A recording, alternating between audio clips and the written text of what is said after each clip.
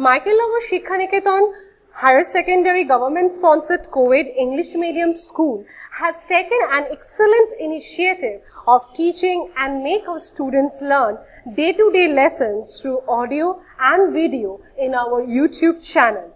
Teachers of all the subjects are working hard to enhance these online classes in the midst of this pandemic situation. It is a request to all the teachers, students and guardians to click the bell icon and subscribe our channel. Students, take out to page number 25 of your book Dreamcatcher. Today we are going to learn or understand about the chapter Johanna by Yolen. So I just give you a few seconds of time so that you open your book Dreamcatcher to page number 25, where I am going to give an explanation as per the lines in the chapter. Now, the forest was dark and the snow-covered path was merely an impression left on Johanna's moccasin feet. If she had not come this way countless daily times, Johanna would never have known where to go. But Heartwood was familiar to her. Even in the unfamiliar night, she had often picnicked in the cool, shady copses and grubbed around the tall oak trees. In a hard winter like this, a family could subsist on a corn stew. Okay, now we can get two words from here. One is moccasin. If you go look through your glossary, you will find moccasin means long leather shoes.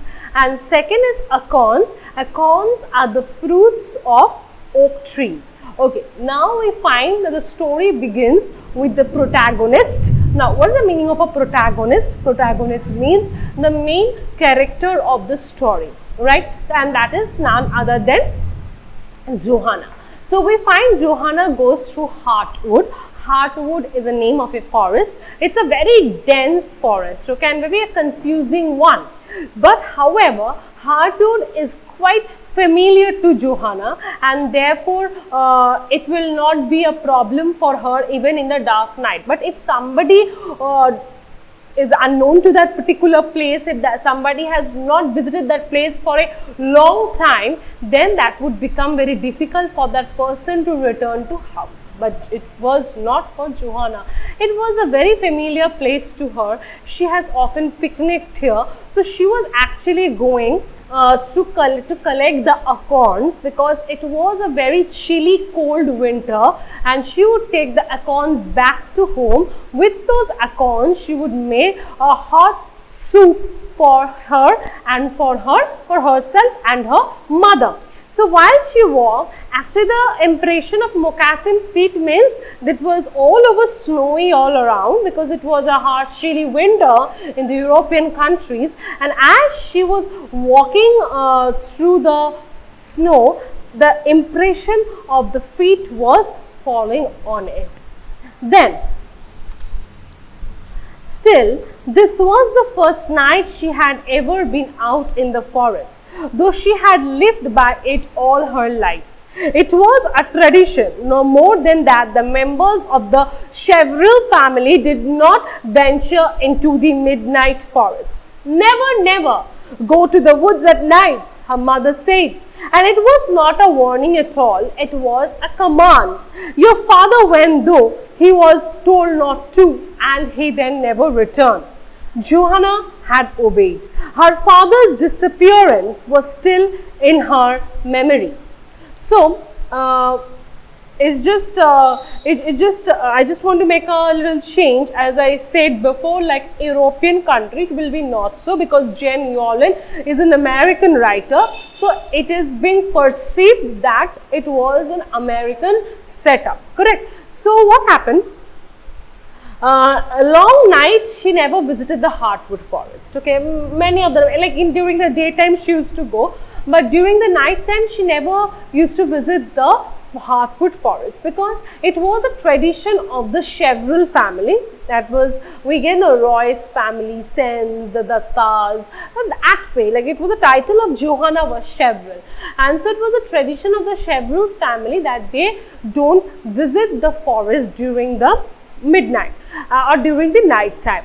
And so it was a very strong, a very stern command from Johanna's mother that she will not go to the forest at night, because while commanding this to Johanna, or while ordering this to Johanna, the mother makes Johanna remember that once his father went to the midnight forest at night and he never ever returned from there. Then Johanna had obeyed. Her father's disappearance was still in her memory. Though she remembered nothing else of him, he was not the first of the Chevreuls to go that way. There had been a great uncle and two girl cousins who had likewise never returned. At least that was what Johanna had been told. Whether they had disappeared into the maw of the city that lurked over several mountains to the west, or into the hungry jaws of wolf or bear, was never made clear. But Johanna, being an obedient girl, always came into the house with the setting of the sun. So Johanna was very much aware that his father went to the forest and never returned, and she was a very obedient girl, and so she obeyed the command of the mother that was given to her long time back. She was also aware, as she has heard stories from her mother or from other family members, that it was not her father who for the first time went into the forest and never returned. Even her great uncle and two great cousins also went. Two cousins of hers also went there. Two girl cousins of her also went there, and they never returned. The most mysterious part about this was that they never know what happened to them, because at the end of the forest there were some ranges of mountains, and there was a city, and also some houses there. So everybody in the Chevreuls used to wonder whether the city has swallowed them. Maw of the city, the word maw means swallow, like how the city will swallow. Maybe they have gone and maybe they're lost there or something like that, or maybe any hungry wolf or bear or any other wild animal has eaten them up. There was always a dwindling confusion in them, like what has happened. Nobody knew. That was the entire mystery about the Chevreuls, and therefore Johanna did not question any father to his mother, to her mother. She was quite obedient and never ever went to the hardwood at midnight.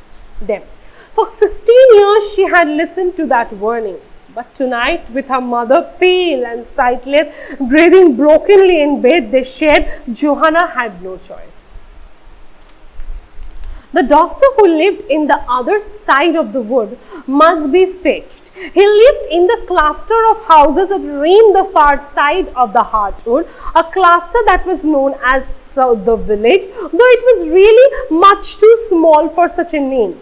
The 5 houses of the Chevreul family that clung together, now empty except for Johanna and her mother, were not called a village or squatted on as much land.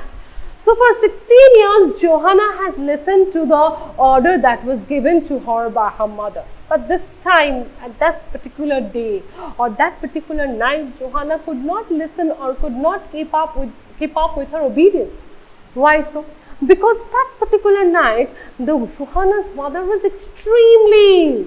She was breathing brokenly, maybe an asthmatic breathing, on the bed, and she became sightless and pale, and Johanna became confused and tense. She don't know what to do. She only knew that she has to call the doctor. There was so-called a family doctor of their family who used to live just the opposite side of the hardwood forest. As I said, like at the end of the forest there were some lines of houses. There were a few lines of houses. It was a so-called village, but it was too small to call a village. But however, it was so-called village. In that particular place, the family doctor used to live, and that was quite a late of time of night. So Johanna has to go to call the doctor for her mother.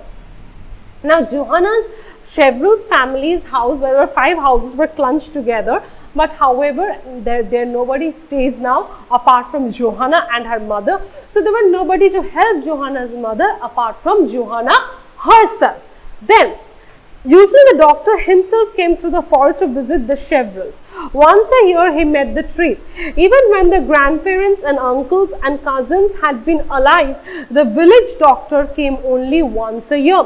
He was gruff with them and called them strong as a beast and went away, never even offering a tonic. They needed none. They were healthy. So she was actually going to visit the family doctor of their house, who used to make a visit once a year to their house to come to see his grandparents or other members. And she, after diagnosing them, the doctor is to make a conclusion that they are as strong as beasts and they don't need anything. And so the doctor never used to prescribe a tonic also for them. Actually, they don't need it because they were so highly immunized and so strong. And after a checkup, the doctor used to leave. So that was a particular doctor that Johanna has to go to the opposite side, cross the hardwood to reach his house and call him. The long cruel winter had sapped Johanna's mother's strength. She lay for days silent, eyes clouded and unfocused, barely taking in the acorn gruel that Johanna spooned for her. And at last Johanna had said, "I will fetch the doctor." Her mother had granted no each day until this evening, when Johanna mentioned the doctor again. There had been no answering voice. The mother's no. Johanna made up her own mind she would go. So on the first day when she was about to go to call for the doctor because she found that her mother was extremely ill, then her mother stopped her. She did not go. Days went by and her mother's condition was deteriorating day after day. The cruel winter has just engulfed her mother's health. The acorn's gruel, means soup, that Johanna was not making any difference to her mother's health. Now this time when her mother just could not speak any word, when her hands and fingers were all numb, and when Johanna was thought that should I call a doctor, and a very silent and hard word no came from her mouth, that no, Johanna did not bother this time, because the one thing that Johanna thought this time, that she has to save her mother. And she for the first time disobeyed her mother and was finally determined to go to the forest. Her mother had granted no each day. Until this evening, when Johanna mentioned the doctor again, there had been no answering voice. Without her mother's no, Johanna made up her own mind she would go. If she did not get through the woods and back with the doctor before dawn, she felt it would be late. Deep inside, she knew she should have left before, even when her mother did not want her to go. And so she ran as quickly as she dared, following the small twisting path through hardwood by feet. So every day she looking at the deteriorating condition of her mother. Each and every day she asked her mother, "Mother, should I go and call for the doctor?" Her mother would say no. But that particular day, there was no answer from the mother's voice. And that day, when she did not listen or heard any answer from her mother's voice, she was determined that this time she would have to leave and go for the doctor. The time was very close for dawn, and she just did not thought anything, just wore her warm clothes and made her journey.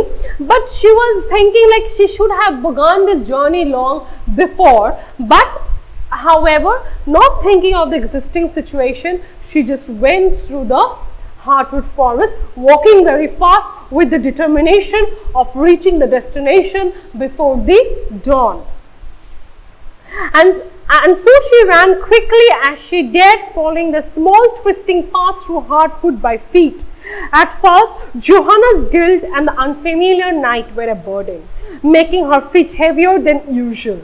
But as she continued running, the crisp night air seemed to clear her head. She felt unnaturally alert, as if she had suddenly begun to discover new senses. So, when she was walking through the forest, it was getting darker.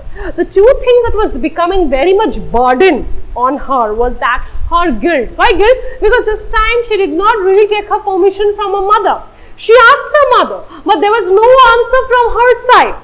And so what she did? So she didn't wait for anything and just came out. So that guilt was working, that she has somewhere disobeyed or she did not get the reply back from her mother. And the second was that the night was very unfamiliar because she has been to Heartwood every time in the morning. She has never been to Heartwood at the night.